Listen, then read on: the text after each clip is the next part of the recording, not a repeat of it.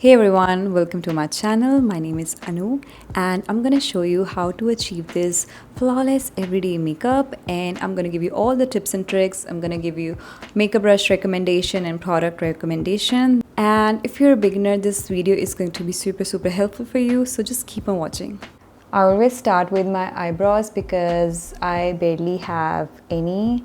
So for me, it's like the most important step. There are a lot of products in the market for filling your eyebrows. There's brow pomade, there's brow pencil, brow pen, or brow powder. I would recommend you to go for a brow powder instead of pomades and pens and pencils, because pencils and pens and pomade can really look harsh and it takes time to really learn like how to properly use it. I think the safest option is brow powders. Brow powders are very forgiving. Even if you go overboard, you can tone it down. So go with an eyebrow powder.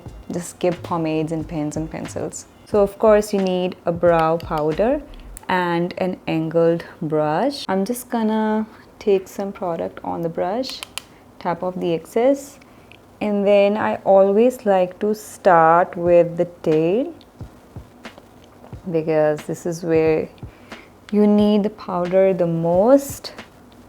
And I'm just gonna make these very light strokes like that, and then I'm gonna fill the arch.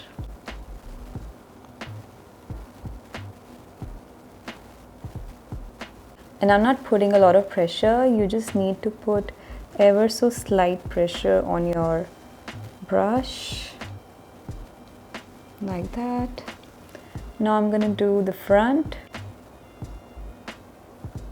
So basically it's like I'm flicking the brush in the upward direction. Just in case you feel like it's looking too dark or you just went overboard, just take this kind of brush. It's like a comb and a spoolie, and just brush your eyebrows.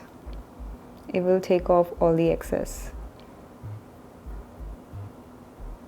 like that. You can see the before and after.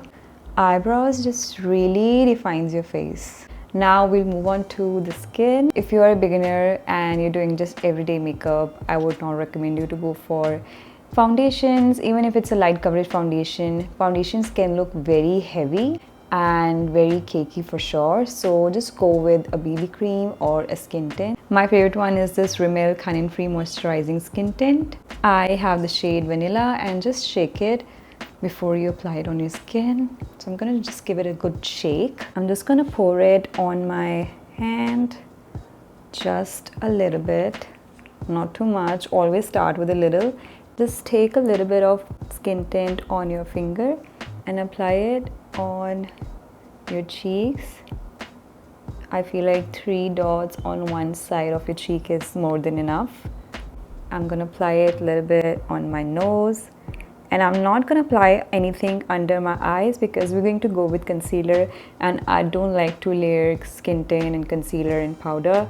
It can look cakey, so just avoid the skin under your eyes. And I'm going to buff this out with this e.l.f. buffing foundation brush. Just going to buff this out.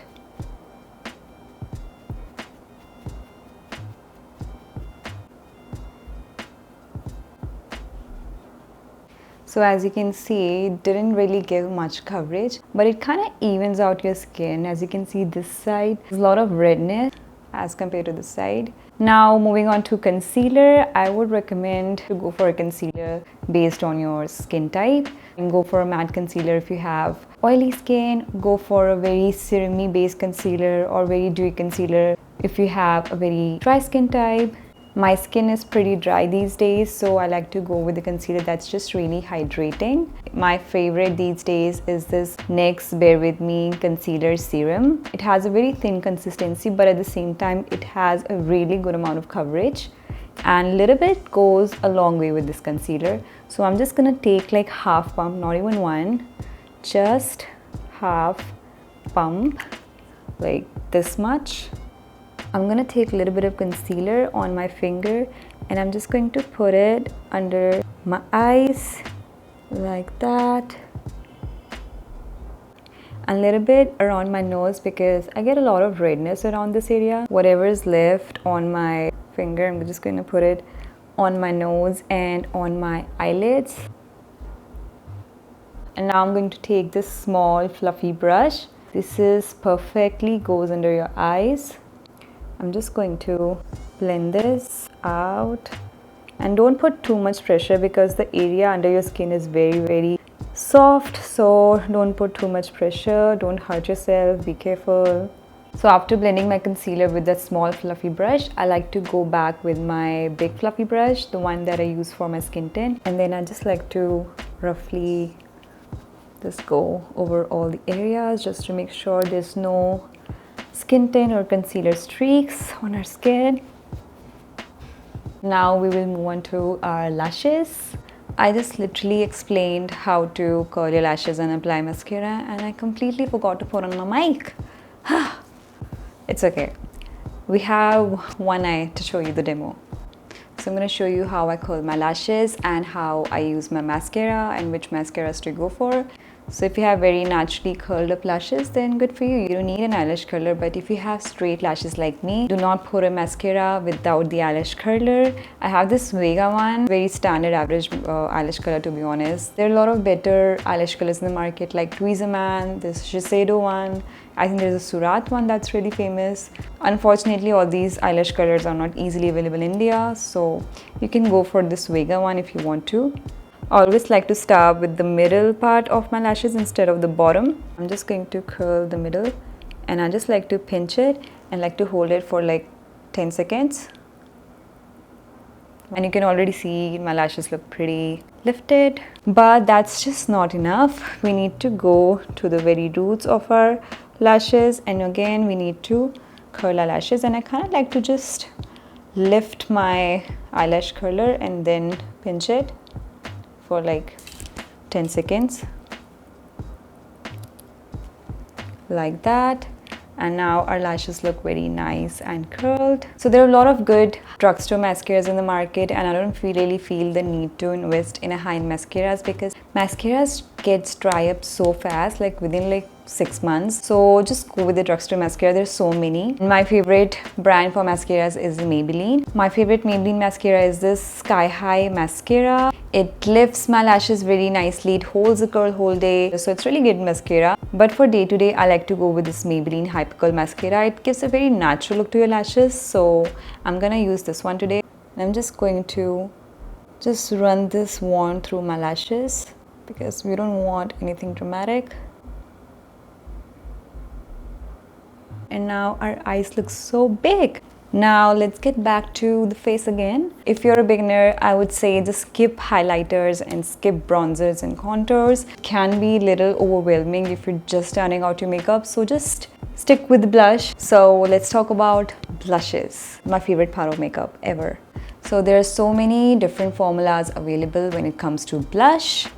I'm going to show you all of them. So you have a cushion blush that has a very thin formula and has a very serumy texture. A cream blush that's very pigmented as compared to the cushion blush. Then you have this creamy stick blushes. We have matte powder blushes, and then you have glowy baked powder blushes. If you are a beginner, I would suggest you to go for a powder blush instead of a cream blush or a cushion blush or a stick blush, because those kind of blushes are not the easiest to work with. You need a lot of practice. It can get patchy, it moves around, so it requires a lot of practice. Safest option to go for is the powder blushes. If you have textured skin and oily skin, go for a matte blush. If you have smooth skin and you want glowy finish, then go for a baked blush. Today I'm going to go with this baked blush. This is from Milani and this is in the shade Petal Primavera. It's like this really beautiful muted pink shade. So before applying the blush, I want to give you a little guide on which brush to choose to apply a blush. For some reason this sentence is really hard to say. Blush, brush, brush, blush. So you need to go for a blush that is very like fluffy and very tapered from the top, and they're just very like loosely packed. My favorite blush brush is this EcoTools blush brush, and this Real Technique blush brush. The kind of brush that you should never go for is something like this. As you can see, this is like very densely packed and it just doesn't even move that much. So if you like pack your blush, it will go very patchy and you will end up applying too much blush on your cheeks. So don't go for a densely packed blush. Always go for a brush that has very flimsy, loosely packed bristles. Today I'm going to use this Real Technique brush. You need to pack the blush on the brush and you need to just kind of take off the excess. So the blush placement depends on your face shape. For me, I like to apply blush on the top of my cheeks because I really want that lifted effect. But for some people, blush really looks nice. They apply it right in the center of the cheeks. But for me, it's the top of the cheeks that works for me. Try different methods and see what looks best. That's the only way you can figure out. So when you're applying your blush, don't put a lot of pressure on your brush, otherwise your blush can look very patchy. So just go with a very light hand. So what I'm doing is I'm using these top bristles and I'm just applying it with that. I'm not using the side of the brush, I'm just using the top of the brush. And I'm going in the upward direction like that. And once that's done, I like to go in circular motions just to make sure there's no harsh line. This is what it looks like. It gives such a beautiful pinky glowy flush to the cheeks, and not just in the camera, in real life as well, it's looking very flawless. So if you want to go for a baked blush, I would highly recommend Milani's baked blush. They're pretty affordable, really good formula, not patchy at all, amazing. So now let's just move on to the lips. So for lips, you got so many options. You got lip stains, you got lip liners, you got tinted lip balms, you have lip glosses and lipsticks.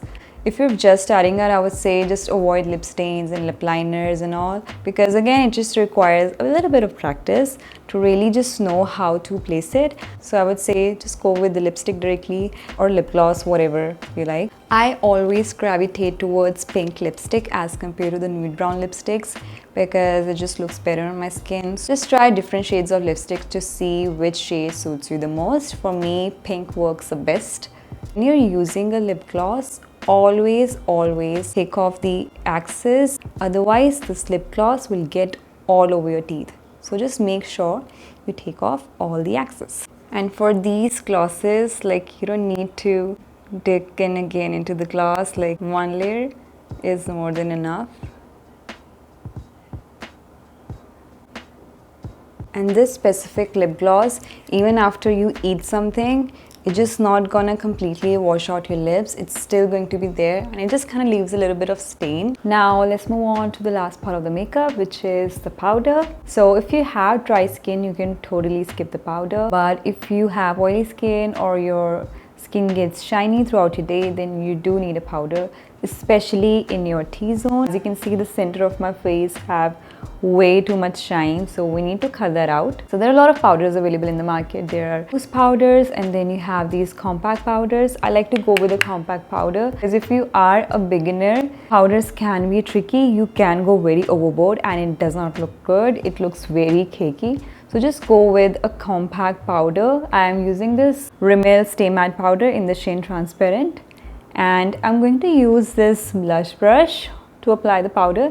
So because this is like this really loosely packed brush, so it won't pick much product. And I'm just tapping it on the center of my face. So as you can see, my forehead looks still glowy, but it's not looking overly oily.